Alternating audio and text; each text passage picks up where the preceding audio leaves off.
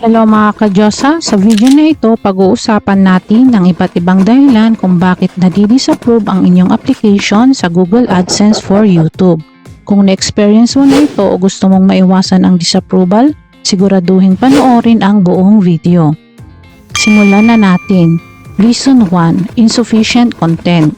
Isa sa mga pangunahing dahilan kung bakit nadi-disapprove ang application ay dahil kulang ang content sa iyong channel. Kailangan ng sapat na dami ng high quality videos na nagbibigay ng halaga sa iyong mga viewers. Solution? Siguraduhin regular kang nag-upload ng original at engaging content na naayon sa interes ng iyong audience. Reason 2. Low quality content. Ang iyong content ay maaaring mababa ang kalidad, tulad ng grainy videos, poor audio, o hindi kaaya-ayang production. Ang AdSense ay nagbibigay prioridad sa channel na may high quality at professional looking videos. Solution? Pagbutihin ang kalidad ng iyong videos gamit ang mas magandang camera at microphone. Maglaan ng oras sa editing para sa mas polished na resulta. Reason 3. Copyrighted material. Isa pang karaniwang dahilan ng disapproval ay ang paggamit ng copyrighted material na walang proper permission. Kasama rito ang music, video clips, at image na hindi mo pagmamay-ari. Solution: gumamit ng royal-free music at images at tiyaking may proper licensing kung gagamit ng content na hindi mo pagmamay-ari. Mag-produce ng sariling original content hanggat maaari. Reason 4. Policy violation.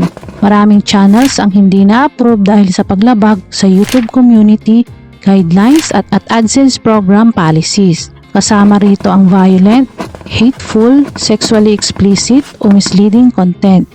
Solution: basahin at intindihin ang YouTube community guidelines at AdSense program policies. Tiyaking family-friendly ang iyong content at iwasan ang anumang uri ng policy violations. Reason 5. Invalid click activity. Kung may mga suspicious na pag-click sa ads o paggamit ng clickbait, maaaring ma-disapprove ang iyong application. Mahigpit ang AdSense sa pag-monitor ng invalid click activity. Solution: iwasan ang paggamit ng clickbaits o anumang uri ng invalid traffic. Hikayatin ang organic growth ng iyong channel at turuan ang iyong audience na huwag i-click ang ads ng walang dahilan. Reason 6. Inappropriate language or behavior. Ang paggamit ng offensive language, hate speech o anumang form ng abusive behavior ng iyong videos ay maaaring magresulta ng disapproval ng iyong application. Solution: maging mindful sa paggamit ng wika at iwasan ang anumang form ng abusive behavior. Tiyaking respectful at professional ang iyong videos. Reason 7. Spammy content. Ang pagkakaroon ng maraming repetitive, misleading o spammy content ay isa ring dahilan ng disapproval.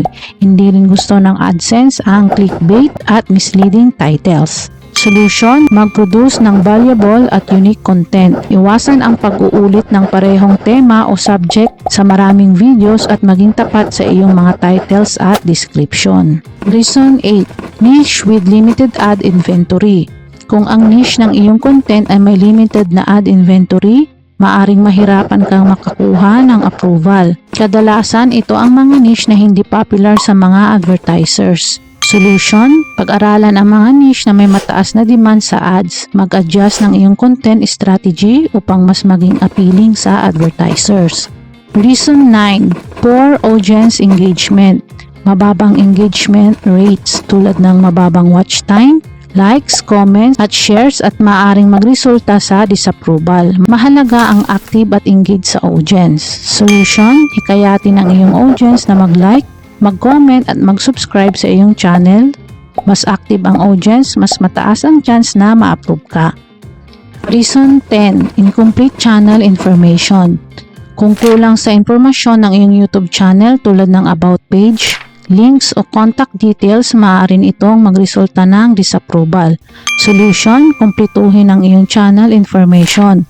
Maglagay ng detailed description sa about page at siguraduhin maayos ang mga video titles, tags at description.